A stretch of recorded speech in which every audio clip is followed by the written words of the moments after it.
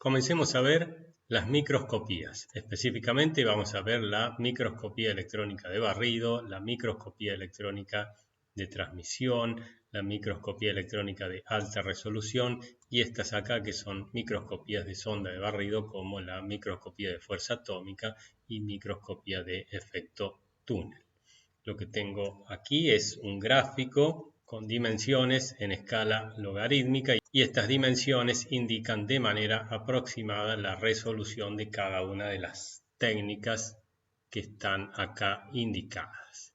Si uno hace una observación a simple vista, lo único que puede ver es hasta resoluciones de más o menos 20-30 micrómetros, 0,1 milímetro, no mucho más pequeño que eso porque ya nuestra vista no lo puede resolver.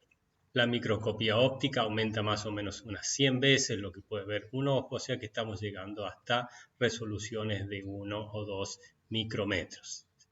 Los bioquímicos que ven glóbulos rojos, glóbulos blancos, esos tienen 3, 4, 5 micrómetros, los pueden ver sin ningún problema. Pueden ver las organelas que están dentro de las células también porque tienen dimensiones más o menos que pueden llegar a detectar con microscopía óptica.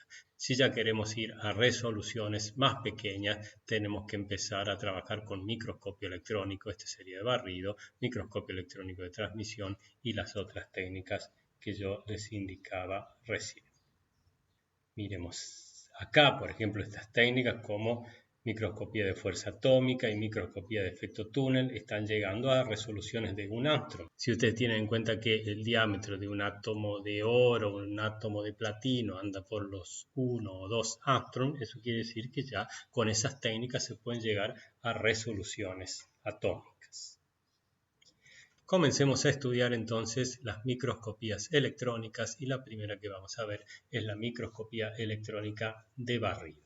A la microscopía electrónica de barrido se la conoce siempre por sus siglas en inglés, SEM, nunca la van a escuchar por sus siglas en castellano. Entonces, si ustedes tienen una foto obtenida con esta técnica, siempre van a decir, esta es una foto de tal material obtenida por SEM, y nunca van a decir, por ejemplo, una foto obtenida por MEV, que serían las siglas en castellano. Todo el mundo la conoce por SEM, como la microscopía electrónica de transmisión, todo el mundo la conoce por TEM. Acá hay una foto de un microscopio electrónico de barrido. Es un microscopio algo antiguo, tendrá unos 20 años más o menos, pero nos viene bien la foto porque nos permite ver con bastante detalle cuáles son los componentes principales de un microscopio de este tipo. Los microscopios más modernos no difieren mucho de esto que tenemos acá. Los componentes principales de un microscopio electrónico de barrido son el cañón de electrones. Cañón de electrones se llama a la fuente de electrones, es el que genera electrones, ya vamos a ver cómo los genera. Toda esta parte entonces corresponde al cañón de electrones que viene en la parte superior y aquí hay lentes para enfocar el haz de electrones. El haz de electrones se genera entonces en el cañón y viene hacia aquí abajo a impactar, a bombardear la muestra que está en la cámara esta que les estoy señalando aquí. En esta cámara va la muestra y acá se acoplan los detectores para que les llegue la señal emergente. O sea que en este caso el haz incidente es un haz de electrones, se van a generar señales emergentes en la muestra y los detectores que están aquí en esta cámara van a detectar esas señales emergentes. Todo lo que ven aquí atrás y todo lo que ven aquí abajo es equipamiento para generar alto vacío y altos voltajes. Ya van a ver que la mayoría de estas técnicas que vamos a ver necesitan alto vacío para que no tenga ninguna interferencia el haz de electrones o el haz incidente, y también altos voltajes. Se van a necesitar altos voltajes para generar estos electrones, para acelerar a los electrones, y también se necesitan voltajes para los detectores. Una vez que los detectores detectan la señal, esa señal es transferida a una computadora que es la que procesa todos los datos que se generan en el microscopio. Aquí hay algunas fotos a modo de ejemplo de microscopios un poco más nuevos, digamos diferencian del que vimos recientemente porque el diseño puede ser un poco más moderno y normalmente uno se da cuenta por la foto cuando ve los monitores de las computadoras que estos son bastante más modernos que el que vimos anteriormente, pero las partes principales del microscopio, el cañón, la cámara y los detectores, particularmente fíjense, este tiene muchos detectores y este también tiene muchos detectores, esas partes son exactamente las mismas. ¿Cuál es el principio de funcionamiento de un microscopio electrónico de barrido? Se generan electrones que se enfocan sobre una muestra. Los detectores entonces generan una imagen a partir de los electrones emitidos por la misma. O sea que tenemos el cañón de electrones, electron gun en inglés. Acá se genera el haz de electrones, es acelerado por voltajes altos y es enfocado sobre la muestra. Y después tenemos aquí un deflector del haz, que esto está sincronizado con la pantalla. Esto lo que hace es mover el haz en el sentido XY, para adelante y para atrás, para que haga un barrido en un área muy pequeña de la muestra y toda el área esa pequeña es magnificado luego en el área que corresponde a la pantalla del monitor. Vamos a ver entonces cómo trabajan cada una de estas partes y cuál es realmente el fundamento físico de por qué se puede obtener una buena magnificación y buenas resoluciones con un microscopio electrónico de barrido. Comencemos a ver cómo trabaja el cañón de electrones. Acá tenemos un esquema del cañón de electrones y acá tenemos una foto de las partes más importantes.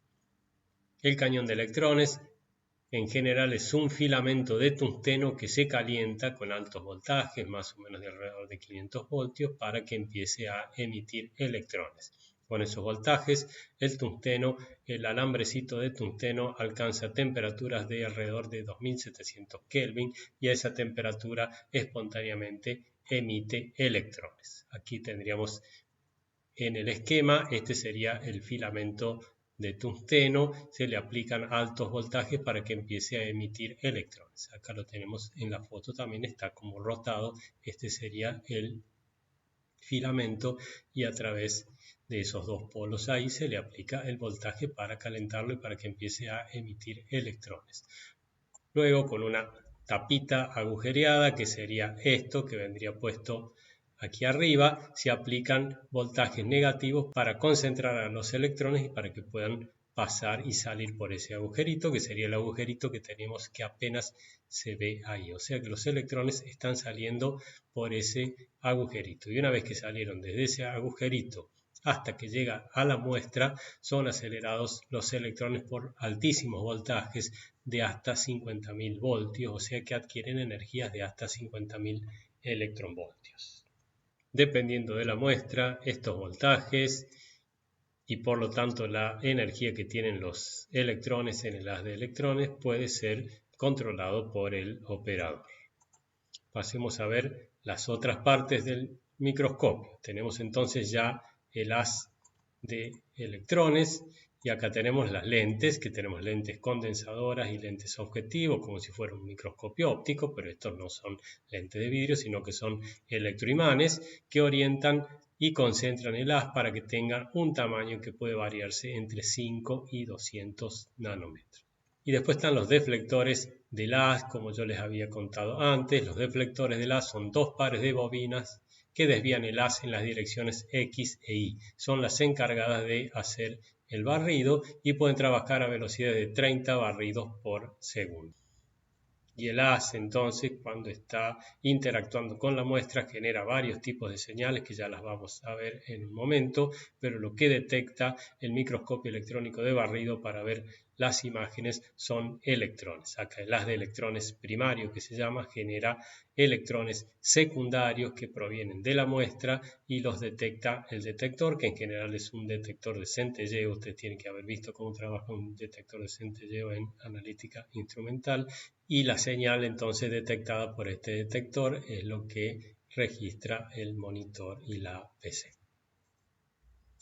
Todo el sistema, esto es importante, fíjense, todo el sistema debe trabajar a alto vacío, aproximadamente 10 a la menos 5 torr, para que las moléculas gaseosas no interfieran con el haz de electrones. Esto obviamente trae aparejado una desventaja.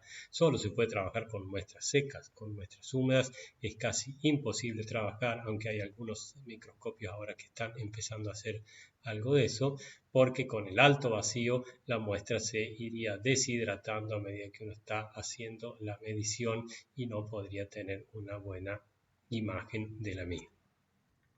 ¿Por qué se produce una magnificación de la imagen cuando uno está trabajando con un microscopio electrónico de barrido? Supongamos que esta es nuestra muestra sólida, que la estamos viendo desde arriba, o sea, desde la posición de el cañón de electrones, y aquí donde está el punto acá llega el haz, y el haz se va moviendo, por ejemplo, en este sentido, después baja y se mueve en este otro sentido, baja de nuevo, se mueve en este otro sentido, y entonces hace todo el barrido en esta área de aquí. Sí, este barrido, como les dije, puede hacer 30 barridos de esto por segundo, más o menos, es lo que pueden hacer los microscopios. Todo el sistema que genera este barrido y los deflectores del haz sincronizan esta superficie barrida acá sobre la muestra con la superficie que corresponde al monitor. Y entonces, cada punto de la muestra se corresponde con un punto en la pantalla. Cuando tenemos el haz en esta zona haciendo el barrido sobre la muestra, vamos a estar viendo algo acá en esta pantalla. Cuando el haz se vino a la mitad, vamos a estar viendo esta parte de la pantalla, y cuando llego acá a la punta, vamos a estar viendo acá esta parte de la pantalla.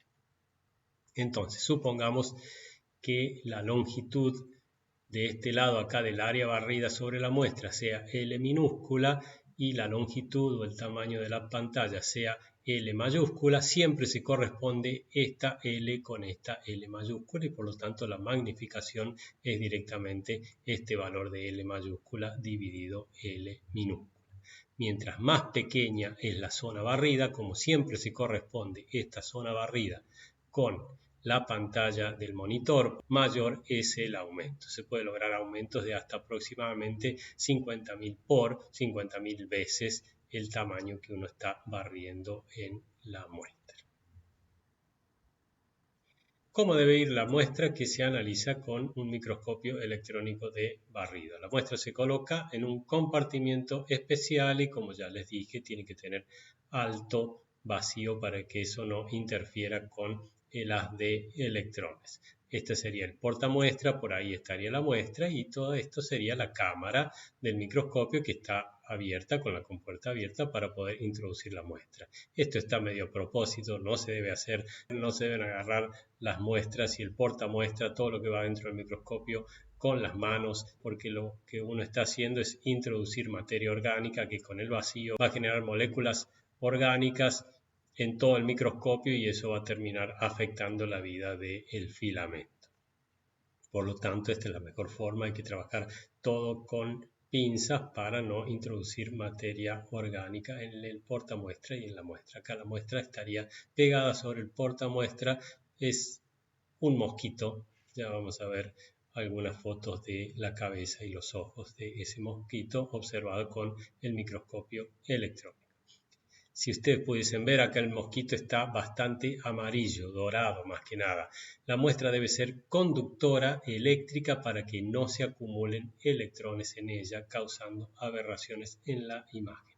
O sea que para microscopía electrónica de barrido las muestras deben ser conductoras eléctricas. ¿Y cómo hacemos para que una muestra biológica, un mosquito por ejemplo, se haga conductora eléctrica? Esas muestras no conductoras se tienen que recubrir con una fina capa de metal, oro normalmente se usa, o carbono, para que se hagan conductoras. Esa capa de oro o carbono es de unos pocos nanómetros de espesor, no afecta para nada ni a la forma, ni a la rugosidad, ni a la topografía de la muestra, pero las hace conductoras y entonces las hace observables por microscopía electrónica de barrido. Ese recubrimiento con una fina capa de oro se hace con estos recubridores, spatter coating se llaman en inglés, y esta sería la cámara de recubrimiento. Ahí adentro se pone la muestra. Este no está trabajando, acá sí está ya trabajando el equipo. Esto sería más o menos la cámara. Si lo tenemos que recubrir con oro, acá tenemos el ánodo de oro, aplicamos una diferencia de potencial y acá va el portamuestra con la muestra ahí arriba. Cuando aplicamos una diferencia potencial más o menos elevada, acá se produce vapor de oro o clustercitos con pocos átomos de oro que pasan a la fase gaseosa y terminan depositados sobre la muestra. Eso genera un film de unos pocos nanómetros de espesor, un recubrimiento que hace conductora a la muestra. Ahora nos vamos a adentrar más en las intimidades, podríamos decir, de la región donde están interactuando el haz de electrones que llega desde el cañón y la muestra para ver qué tipo de interacción ocurre, cuáles son las señales que se generan y qué información se puede obtener a partir de cada una de esas señales. La interacción de los electrones con la muestra genera varios tipos de señales emergentes. Miremos este esquema. Esto rojo representaría el haz de electrones primarios que viene acelerado con 10.000, 20.000 hasta 50.000 voltios. Ese haz de electrones interacciona con la muestra nuestra sería todo esto y vendría para aquí más abajo también. Y el haz de electrones penetra en la muestra. Dependiendo de la energía que traen los electrones y dependiendo de la densidad de la muestra, va a penetrar un poco o va a penetrar un poco más. Por ejemplo, acá este es un valor de penetración bastante común de 1 a 3 micrómetros y se genera toda esta región donde los electrones que provienen del haz primario están interactuando con la muestra. Los electrones llegan acá, empiezan a chocar con algunos átomos y empiezan a moverse en todas las direcciones y termina interactuando en todo este espacio acá, que es lo que se llama el volumen de excitación primaria. Este volumen de excitación primaria, entonces, es el volumen donde están interactuando los electrones con los átomos de la muestra y aquí se generan varios tipos de señales. Una de las señales que se generan corresponden a lo que se llaman electrones secundarios. Ya vamos a ver cada una de estas señales, cómo se genera y qué información podemos sacar de esto. Acá rápidamente les voy a decir que los electrones secundarios son electrones que pertenecen a los átomos de la muestra que son arrancados por los electrones estos que llegan con mucha energía. Después tenemos otro tipo de electrones que se llaman electrones retrodispersados o retrodifundidos, que son los mismos electrones que vienen por el haz primario pero que rebotan porque chocan contra los átomos de la muestra y esto también, si tenemos detectores, los podemos detectar. Otro tipo de electrones que se generan son los electrones Auger, que esos salen bien de la superficie de la muestra, y otro tipo de señal también muy utilizada en este tipo de microscopios son los rayos X. Tanto los electrones secundarios como los retrodispersados o retrodifundidos, los electrones Auger y los rayos X se generan en todo el volumen de excitación primaria, pero solo llegan a los detectores los que pueden emerger de la muestra. Por ejemplo, los rayos X característicos son bastante energéticos, no son reabsorbidos por la muestra y pueden salir de la muestra y llegar al detector. Los podemos detectar bastante fácilmente, o sea que los rayos X que vamos a estar detectando van a provenir prácticamente de todo el volumen de excitación primaria y ellos nos van a dar información acerca del seno del sólido. En cambio, los electrones Auger, por ejemplo, son electrones muy poco energéticos, los que se generan aquí adentro no logran salir de la muestra, solo logran salir de la muestra los que se generan bien en la superficie y entonces los electrones Auger que estemos detectando nos van a brindar información principalmente sobre la superficie de la muestra. Lo mismo podemos decir con los electrones secundarios, que si bien se generan en todos lados, solo logran salir los de la superficie, vamos a obtener información principalmente de la superficie, mientras que los electrones retrodispersados son más energéticos y se generan en todos lados y pueden salir los que se generan en el seno y nos van a dar más información sobre el seno de la muestra, el seno del sólido. Fíjense que la interacción del haz primario con los átomos de la muestra genera varios tipos de señales y necesitaríamos un detector para cada una de esas señales si queremos obtener la máxima información posible de la muestra. Los microscopios electrónicos de barrido generalmente poseen detectores de electrones secundarios, con eso vamos a poder ver la imagen realmente de la muestra que estamos analizando, y electrones retrodispersados, retrodifundidos, que nos van a dar cierta información sobre la composición química.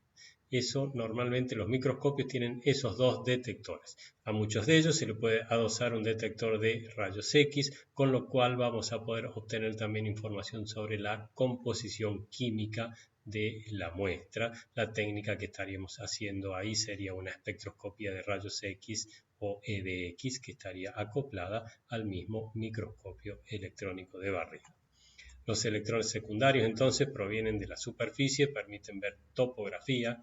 Los retrodispersados no son tan sensibles a la topografía porque proceden de zonas más internas, pero se puede obtener otro tipo de información con ellos que ya vamos a ver. Y los rayos X característicos dan información más del seno, información sobre la composición química del sólido. Cuando ustedes ven esto, es muy probable que recuerden algún tema que hayan visto en alguna otra materia, por ejemplo en radioquímica, porque este tipo de señal se genera no solo cuando electrones muy energéticos están interactuando con la muestra, sino también cuando radiación muy energética está interactuando con la muestra. Por ejemplo, rayos gamma muy energéticos pueden arrancar electrones de la muestra, pueden generar rayos X, pueden generar electrones OY, etcétera, etcétera, y se puede obtener buena información con cada una de esas señales. En el caso particular del microscopio electrónico de barrido que estamos viendo, se generan todas estas señales entonces, y si tenemos detectores para detectarlas, podemos obtener la información que vamos a ver de ahora en adelante. Aquí tenemos justamente un esquemita de un microscopio electrónico de barrido para ver más o menos la localización de los detectores más comunes. Acá tenemos el haz primario que incide sobre la muestra y acá la muestra emite electrones secundarios. Acá este sería el detector de electrones secundarios. Emite electrones retrodispersados o retrodifundidos, sería el detector que está acá arriba, un anillo concéntrico, son los electrones que están como rebotando de la muestra, y el detector de rayos X. Vamos a ver qué se puede ver con un detector de electrones secundarios, que es el principal detector de un microscopio electrónico de barrido. Los electrones secundarios son electrones que son arrancados por los electrones incidentes. Estos son electrones pertenecientes a los átomos de la muestra. Entonces, los electrones que llegan en el haz se llaman electrones primarios y esos arrancan electrones de los átomos de la muestra y esos electrones se llaman electrones secundarios. En general, esos electrones poseen bajas energías, 5 electronvoltios, y por lo tanto solo pueden salir los electrones bien superficiales. Las señales obtenidas con estos electrones son muy sensibles a la topografía y gracias a ello vamos a poder obtener una visión tridimensional muy nítida, lo que les va a dar imágenes características a las obtenidas por un microscopio electrónico de barrido. Tienen imágenes de muy alta resolución de aproximadamente 10 nanómetros. Fíjense que el detector tiene que captar electrones de baja energía, de 5 electronvoltios más o menos de energía. El detector posee un colector de electrones secundarios, es una grilla en la entrada del detector que está a un voltaje de aproximadamente 100 voltios respecto de la muestra. Estos 100 voltios son altísimos y atraen prácticamente a todos los electrones secundarios que se generan porque estos son de baja energía. Pero estos 100 voltios no le hacen absolutamente nada a los electrones que vienen en el haz primario. Recuerden que esos tienen 20.000, 30.000, 50.000 electronvoltios de energía. 100 voltios no les hacen absolutamente nada a eso. Por lo tanto, el detector colecta solamente los electrones secundarios, principalmente los electrones de baja energía. ¿Cómo se hace para ver una imagen bien nítida? Supongamos que tenemos acá la superficie de la muestra y que tenemos el haz primario que está incidiendo por aquí, como sería la línea roja. Esta vendría a representar el haz primario que está barriendo la muestra. Y supongamos que la muestra tenga una depresión, un valle acá y una protuberancia. Entonces acá tenemos bien una variación en la topografía, vemos una protuberancia, algo que está sobresaliendo y tenemos un hueco.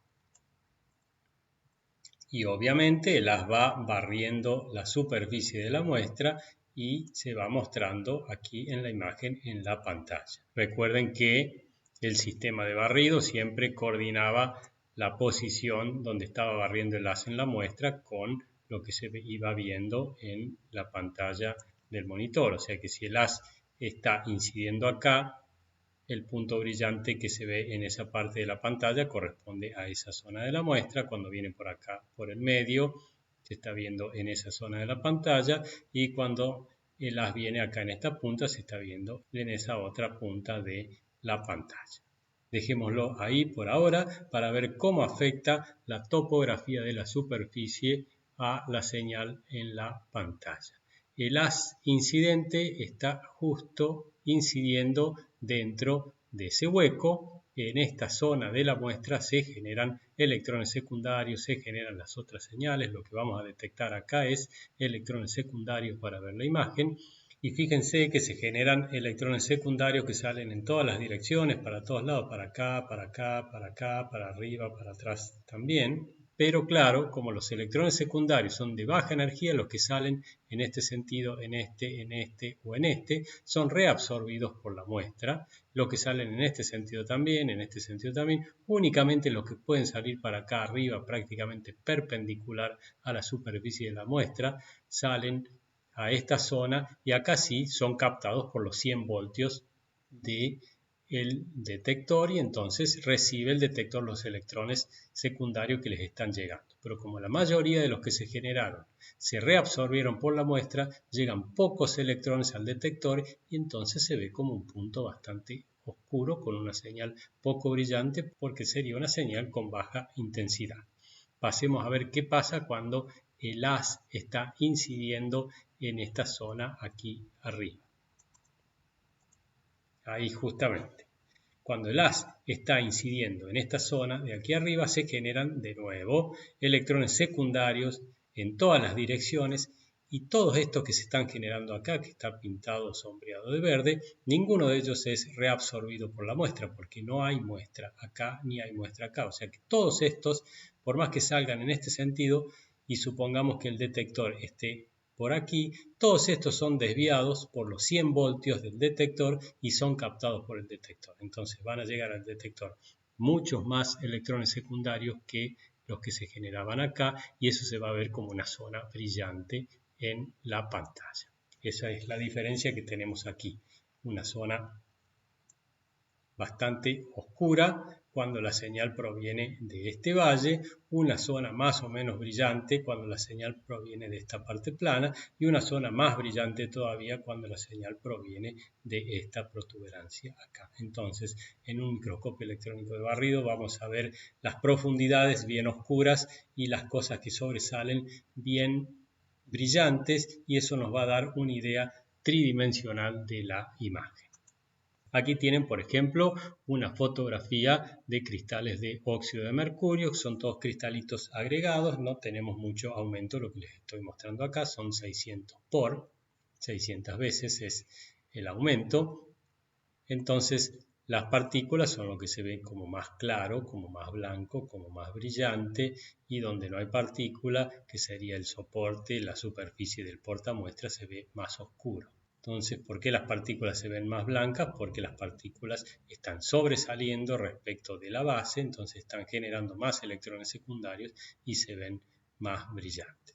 Antes de proseguir con algunas otras fotos con mayor aumento y otro tipo de muestras, fíjense que lo que hace el microscopio es detectar regiones que estén emitiendo pocos electrones secundarios, estas que se ven más oscuras, y regiones que están emitiendo más electrones secundarios, como son estas zonas más claras. O sea que lo único que ve es un degradé entre cosas más brillantes y menos brillantes, y las imágenes entonces se ven en blanco y negro.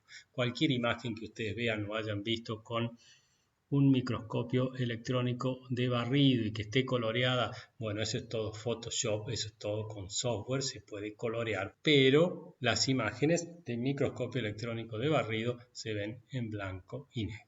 Ahora vamos a ver estos mismos cristalitos agregados con un poco más de aumento. Acuérdense, tenemos 600 por, estamos aumentando 600 veces y ahora lo tenemos con 6000 por.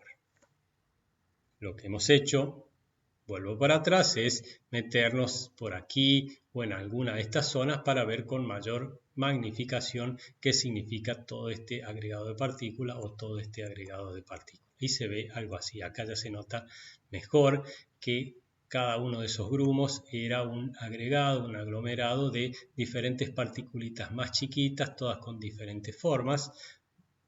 Vamos a agrandar un poco más, 6000 por, y acá lo tenemos con 10.000 por, y vemos los cristalitos de óxido de mercurio un poco más nítidos todavía, con mayor magnificación. Se ven que son todos prismitas más o menos hexagonales, aunque hay muchos rotos y otros con formas bastante diferentes.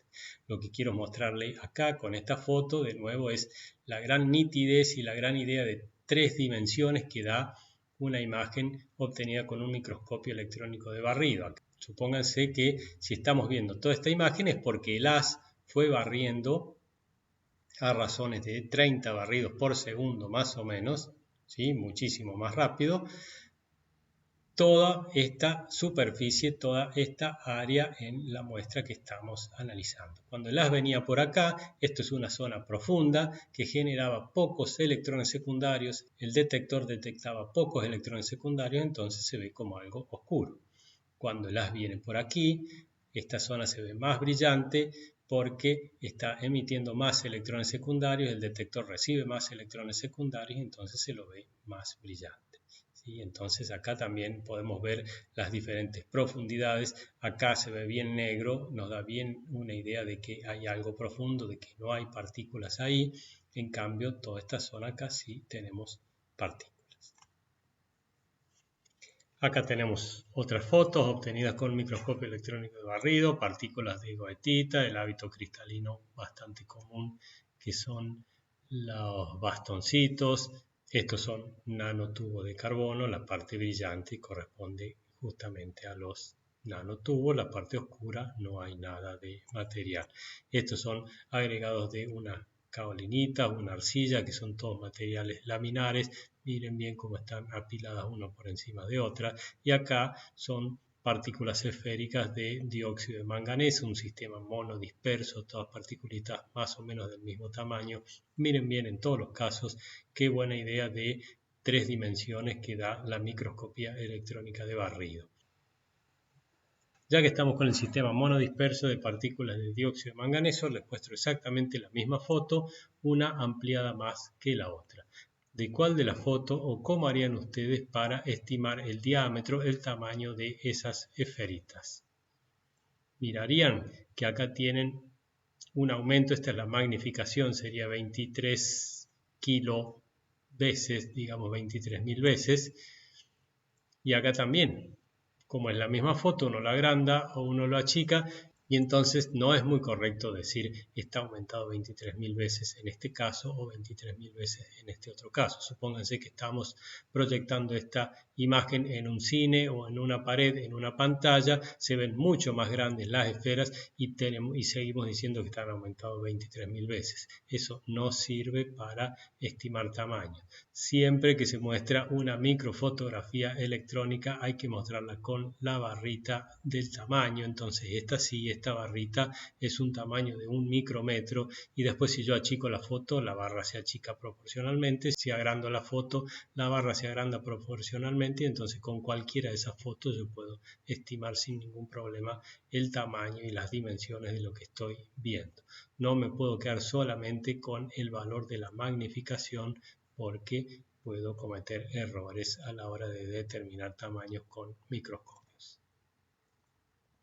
Sigamos viendo otras fotos. De nuevo, estos son los cristales agregados de óxido de mercurio. Miren cómo se ve el papel higiénico. Miren, acá está el mosquito. Esta es la cabeza del mosquito. Cada una de esas bolitas que ven ahí son los ojos del mosquito. Y estos son granos de polen. Acá esto está mal puesto. Acá dice esto es 200 por, pero depende de cuánto haya yo agrandado o achicado la imagen. Lo más correcto sería haber puesto una barra que me indique el tamaño para yo poder tener una buena idea del tamaño de las cosas. Acá también son granos de polen que yo no sé en realidad qué tamaño tienen porque no tengo ni la magnificación ni la barrita que me indica el tamaño.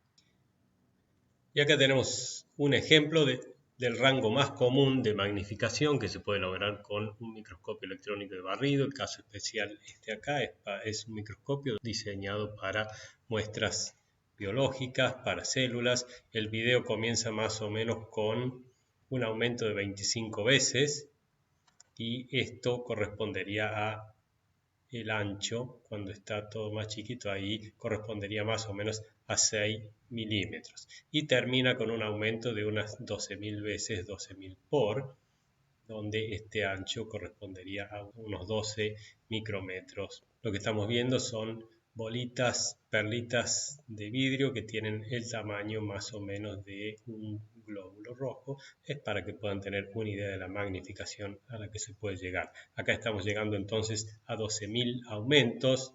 Dependiendo del instrumento y dependiendo del tipo de muestra se pueden llegar hasta 500.000 aumentos con el microscopio electrónico de barrido. Este video lo saqué de Wikipedia para microscopía electrónica de barrido. La página en inglés está muy buena, véanla si quieren porque tienen muy buena información sobre SEM. Todas estas fotografías y videos que vimos acá son obtenidas entonces con un microscopio electrónico de barrido utilizando el detector de electrones secundarios. El detector de electrones secundarios nos permite ver muy bien la imagen y nos da una muy buena idea de las tres dimensiones. Se ve bien en profundidad a la imagen, cosa que no se va a poder ver con un microscopio electrónico de transmisión. Mientras estamos utilizando el microscopio y viendo las imágenes con el detector de electrones secundarios, yo como operador del equipo le puedo decir al instrumento que ahora me muestre lo que detecta el detector de electrones retrodispersados o retrodifundidos. Entonces vamos a ver qué tipo de información nos puede brindar la detección de los electrones retrodispersados. Los electrones retrodispersados son los mismos electrones del haz que son desviados por los núcleos de los átomos de la muestra. Miremos aquí, supongamos que esto sea un átomo de la muestra sólida, acá está el núcleo de ese átomo.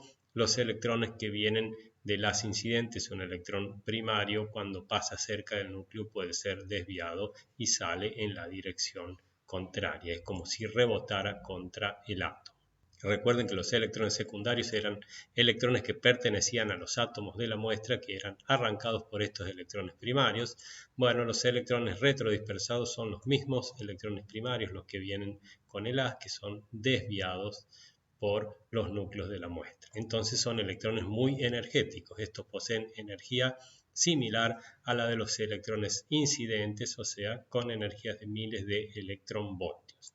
Como son muy energéticos y pueden provenir de zonas relativamente profundas, dan poca información sobre topografía, pero sin embargo son muy sensibles al número atómico de los elementos presentes en la muestra. Si este elemento tiene un número atómico alto, es un elemento pesado con mucha masa nuclear, esos electrones van a ser desviados muy eficientemente. En cambio, si este elemento acá es un elemento liviano, con pocos neutrones y protones en el núcleo, poca masa nuclear, el desvío va a ser menos eficiente y entonces vamos a detectar menos electrones retrodispersados. Por ello, si utilizamos el detector de electrones retrodispersados, podemos distinguir entre zonas ricas en unos elementos y zonas ricas en otros elementos, si hay una buena diferencia en el número atómico de esos elementos. Y acá tenemos una foto, dos fotos en realidad, comparando lo que ve el equipo para una cierta aleación, no, esto es una soldadura que contiene estaño y plomo. El estaño es el elemento más liviano y el plomo es el elemento más pesado. Y estamos viendo de dos maneras. Esto es lo que ve el detector de electrones secundarios. Fíjense que nos da bien la idea de la imagen, de la profundidad. Acá tenemos como lagunas, que son partes más profundas en la muestra. Y en cambio, esto es lo que nos da el detector de electrones secundarios. Perdemos toda idea de las tres dimensiones. Se ve mucho más plano todo, pero vemos zonas más brillantes y zonas menos brillantes. Las zonas más brillantes son las que están generando más electrones retrodispersados, o sea que son las zonas que tienen principalmente plomo, y las zonas menos brillantes son las que están generando menos electrones retrodispersados, o sea que serían las zonas que tienen estaños. Acá podemos distinguir bien entonces las regiones de la muestra que contienen un elemento pesado de las regiones que contienen un elemento más liviano. En muchos casos, entonces, es muy conveniente trabajar simultáneamente con el detector de electrones secundarios y el detector de electrones retrodispersados o retrodifundidos. También les dije que los microscopios electrónicos de barrido pueden tener un detector de rayos X con el cual podemos ver la composición química de la muestra. A eso lo vamos a ver cuando veamos espectroscopías de rayos X y vamos a acoplar con toda esta parte.